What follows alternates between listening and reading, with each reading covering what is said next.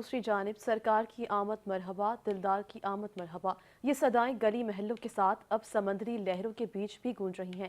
کراچی میں دعوت اسلامی کے تحت نکالی گئی لانچ ریلی لوگوں کی توجہ کا مرکز بنی ہوئی ہے۔ تفصیلات بتا رہے ہیں گلفام شیخ اپنی اس رپورٹ میں۔ دعوت اسلامی کے زیر اہتمام کماڑی جیٹی سے لانچ ریلی سمندر کے لیے روانہ ہوئی۔ لانچ ریلی میں عاشقان رسول صلی اللہ علیہ وسلم درود و سلام کا ورد کرتے رہے، جبکہ نعت پاک کی صدائیں سمندری فضاؤں میں گونجتی رہیں۔ ہزاروں اسلامی بھائیوں نے شرکت کری اور صدائیں بلند کری کہ سرکار کی آمد مرحبا، دلدار کی آمد مرحبا۔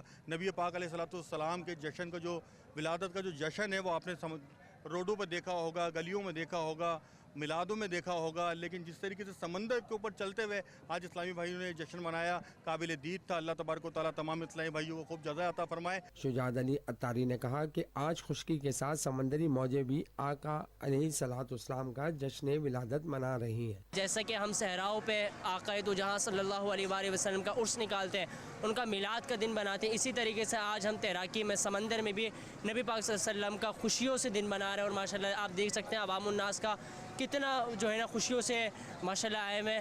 سرکار کا جشن ولادت اسی طرح ہوتا رہے گا تا قیامت۔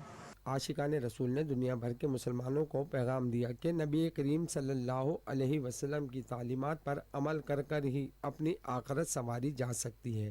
اس کے رسول صلی اللہ تعالیٰ علیہ وسلم میں سمندر کی موجیں بھی سرکار کی آمد منا رہی ہے اور جھوم جھوم کر نعت نبی سنا رہی ہے۔